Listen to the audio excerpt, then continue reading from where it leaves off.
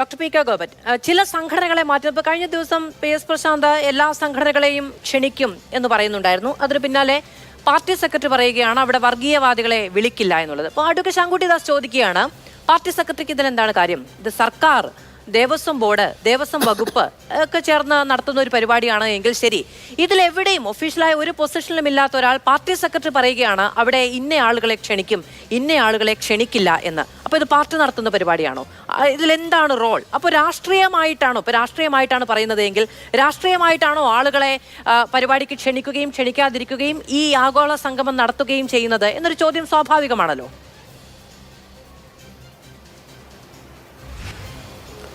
അല്ല ശ്രീമതി മാധു, ഇത് വളരെ കൃത്യമായ ചോദ്യമാണ്. പക്ഷേ ഗോവിന്ദൻ മാഷ് പറഞ്ഞത് CPIMൻ്റെ നിലപാടാണ്. ഇത് നടത്തുന്നത് ദേവസ്വം ബോർഡും അതിന് പിന്തുണ നൽകുന്നത് സംസ്ഥാന ഗവൺമെൻറ്റുമാണ്. അവിടെ വർഗീയവാദം എന്നുള്ള പ്രശ്നമല്ല ഗവൺമെൻറ് പറയുന്നത്, ദേവസ്വം ബോർഡും പറയുന്നത്. CPIMനെ സംബന്ധിച്ച് ഇത്തരം പൊതു ഇടങ്ങൾ വർഗീയവൽക്കരിക്കാൻ പാടില്ല എന്ന കൃത്യമായ കാഴ്ചപ്പാടാണ് പാർട്ടി സെക്രട്ടറി ഇൻവെർട്ടർ കോമ അദ്ദേഹം പറഞ്ഞ പാർട്ടി സെക്രട്ടറിയുടെ നിലപാട് അങ്ങനെയാണ്. ഇനി ഇവിടെ മൊത്തം ചർച്ച എനിക്ക് കേൾക്കാൻ കഴിഞ്ഞില്ലെങ്കിലും ബഹുമാന്യനായ BJPയുടെ പ്രതിനിധി ഈ പ്രശ്നത്തെ അവതാരിക കൃത്യമായി ചൂണ്ടിക്കാണിച്ചതുപോലെ ശബരിമലയിലെ സ്ത്രീ പ്രശ്നത്തെ കണക്ട് ചെയ്തുകൊണ്ടാണ് ഈ ചർച്ച നടത്താൻ ശ്രമിച്ചത്. അതിനെക്കുറിച്ച് ഒരു വാചകം ആമുഖമായി പറയാതെ ഇതിലേക്ക് കടക്കുന്നത് ശരിയല്ല. കാരണം അത് ഈ ആഗോള സംഗമത്തിൻ്റെ, അയ്യപ്പ സംഗമത്തിൻ്റെ എല്ലാ ധാരകളിലും കടത്തിക്കൊണ്ടുവരാൻ സാധ്യതയുണ്ടെന്നുള്ളതാണ്. അതിൽ വ്യക്തമായി പറയാനുള്ളത്, CPIMൻ്റെ ഏതെങ്കിലും ബഹുജന പ്രസ്ഥാനമോ ശബരിമലയിൽ സ്ത്രീകളെ പ്രവേശിപ്പിക്കണം എന്നാവശ്യപ്പെട്ടുകൊണ്ട് ഒരു കോടതിയെയും സമീപിച്ചിട്ടില്ല. കോടതി വിധി സുപ്രീം കോടതി വിധി ആയതുകൊണ്ട് അത് നടപ്പാക്കാനുള്ള ബാധ്യത സംസ്ഥാന സർക്കാരിനുണ്ട് എന്നാണ് മുഖ്യമന്ത്രി ശ്രീ പിണറായി വിജയൻ പറഞ്ഞത്.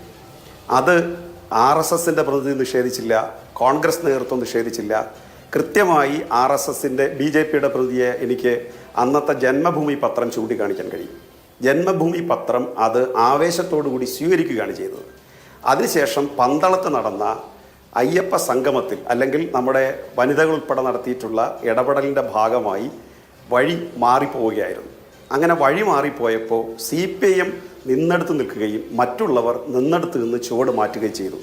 ഇതിൻ്റെ ഫലമായിട്ടാണ് അവിടെ ഇഷ്യൂ ഉണ്ടായത്. രണ്ടാമത്, ഇതിൽ അറസ്റ്റ് ചെയ്യപ്പെട്ടത് അത് ക്രമസമാധാന പാലനത്തിൻ്റെ ഭാഗമായിട്ടുള്ള കാര്യങ്ങളാണ്.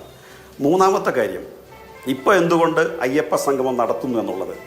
ഇത് യഥാർത്ഥത്തിൽ ദക്ഷിണേന്ത്യയുടെ, ഒരർത്ഥത്തിൽ നോക്കിയാൽ ദക്ഷിണേന്ത്യയുടെ മുഴുവൻ ഒരു കേന്ദ്രമാണ് ഈ ശബരിമല എന്നുള്ളത്.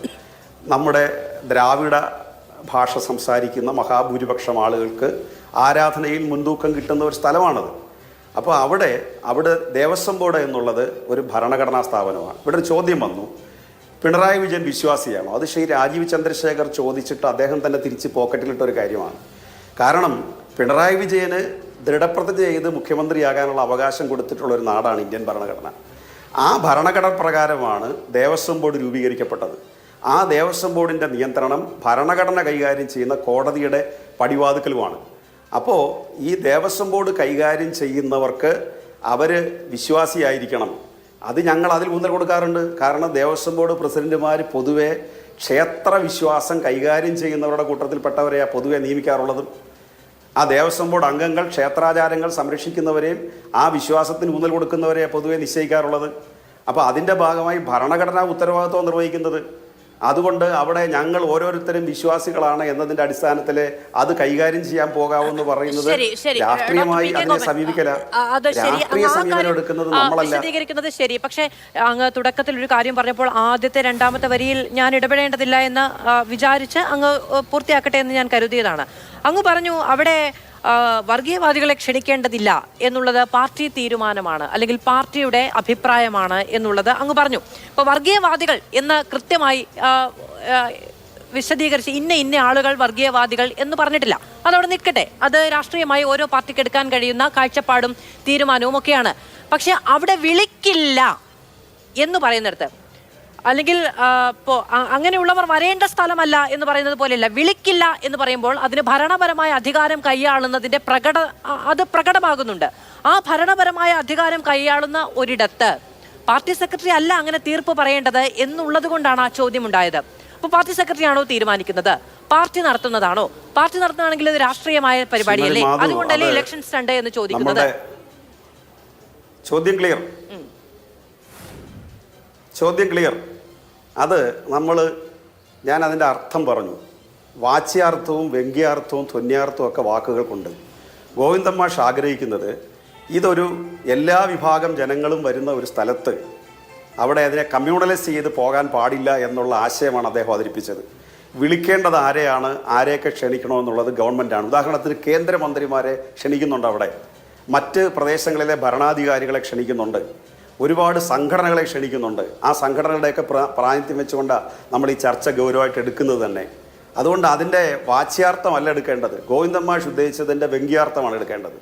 നമ്മൾ അങ്ങനെയാണല്ലോ ഭാഷ ഉപയോഗിക്കുമ്പോൾ എന്താണ് അതുകൊണ്ട് ഉദ്ദേശിക്കുന്നത് എന്നുള്ളതാണ് പ്രധാനമായിട്ട്. അദ്ദേഹം പറഞ്ഞതിന്റെ അർത്ഥം പി.കെ. ഗോപൻ നമുക്ക് പറയുന്ന കാര്യങ്ങളെ എടുക്കാൻ കഴിയുള്ളൂ. ആ ഒരു വാക്കിൽ പിടിച്ച് സംസ്ഥാന ഗവൺമെന്റും ആ വാക്കിൽ പിടിക്കുക എന്ന് പറഞ്ഞത് സംസ്ഥാന ഗവൺമെന്റും ദേവസ്വം ബോർഡും പ്രയോഗം എത്രത്തോളം വലിയ പ്രശ്നമുണ്ടാക്കിയത്.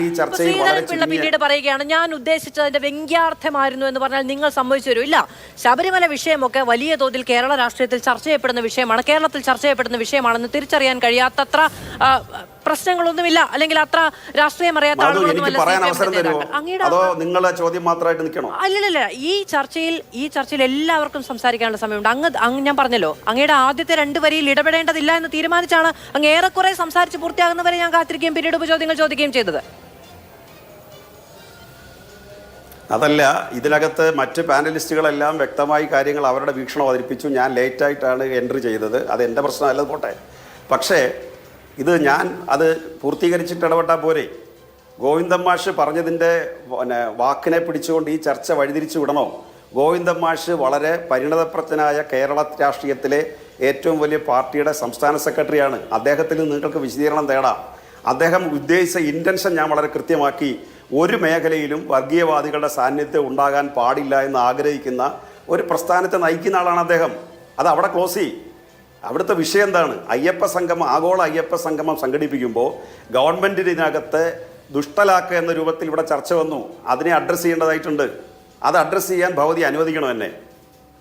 അതാണ് ഇവിടുത്തെ പ്രധാനപ്പെട്ട പ്രശ്നം. കാരണം ആഗോള അയ്യപ്പ സംഗമം സംഘടിപ്പിക്കുമ്പോൾ ഇവിടെ ഉയർത്തിക്കൊണ്ടുവന്ന പ്രശ്നം ശബരിമലയുടെ വികസനത്തെ പരിഗണിക്കുന്നതുമായി ബന്ധപ്പെട്ട നമ്മുടെ RSS പ്രതിനിധികളും BJP പ്രതിനിധികളും ഇപ്പോഴും ഈ ചർച്ച നടന്നുകൊണ്ടിരിക്കുമ്പോഴും അപ്പുറത്തൊരു യോഗത്തിൽ സംസാരിച്ചുകൊണ്ടിരിക്കുന്നത് ഹിന്ദുക്കളുടെ ആരാധനാലയങ്ങളുടെ പണമെടുത്ത് നാട്ടിൽ വികസന പ്രവർത്തനം നടത്തുന്നു, ഗവൺമെൻറ് ഈ പണമെടുത്ത് മറ്റു കാര്യങ്ങൾ ചെയ്യുന്നു എന്നുള്ളതാണ്. എത്ര സത്യവിരുദ്ധമായിട്ടുള്ള ഒരു കാര്യമാണ് ഇപ്പോഴും ഇവർ പറഞ്ഞുകൊണ്ടിരിക്കുന്നത്. ഇവിടെ കോൺഗ്രസിൻ്റെ പ്രതിനിധി അവിടുത്തെ ഡെവലപ്മെൻറ്റ്സിനെ കുറിച്ച് പറഞ്ഞു. അദ്ദേഹം വളരെ കൃത്യമായി കാര്യങ്ങൾ മനസ്സിലാക്കുന്ന ഒരാളാണ്. അദ്ദേഹം മനസ്സിലാക്കേണ്ടത് കോവിഡ് സമയത്ത് ഈ ക്ഷേത്രങ്ങളിൽ ശമ്പളം കൊടുത്തത് ആരാ സർ? ദേവസ്വം ബോർഡിൻ്റെ പണം എടുത്തിട്ടാണ് ഇവിടെ ശമ്പളം കൊടുത്തത്. ഇവിടെ മറ്റ് ആരാധനാലയങ്ങൾക്ക് വല്ലതും അന്ന് ശമ്പളം കൊടുത്തോ?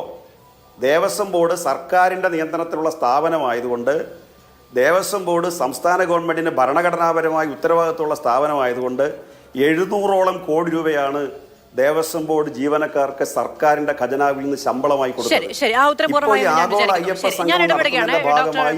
അവിടെ വന്നു ചേരാൻ സാധ്യതയുള്ള വികസന പ്രവർത്തനങ്ങൾ 1000 കോടിക്ക് മുകളിലാണ്. പൂർത്തിയാക്കാനുള്ള സമയം വേണം എന്നങ്ങ് നിരന്തരം ആവശ്യപ്പെട്ടുകൊണ്ട് ഞാൻ പിന്നെയും അങ്ങേക്ക് വീണ്ടും അവസരം നൽകുകയും ചെയ്തത്. പിന്നെ ഗോവിന്ദൻ മാഷ് പറഞ്ഞൊരു വാക്ക് അതവിടെ ക്ലോസ് ചെയ്യൂ എന്ന് ആരെങ്കിലും ഒരാൾ, അങ്ങയടക്കം പാർട്ടിയുടെ ഉത്തരവാദിത്തപ്പെട്ട പാനലിസ്റ്റുകളോ വക്താക്കളോ ആരെങ്കിലും ഒരാൾ അവിടെ ക്ലോസ് ചെയ്യൂ എന്ന് പറയുമ്പോൾ അങ്ങനെ ക്ലോസ് ചെയ്യുന്നതല്ല. അതിൽ സംശയമുണ്ടെങ്കിൽ, അതിൽ ചോദ്യങ്ങളുണ്ടെങ്കിൽ തുടരെ ചോദിക്കുക എന്നുള്ളതാണ് സാധാരണഗതിയിലുള്ള രീതി. അങ്ങ് ക്ഷമിക്കണം.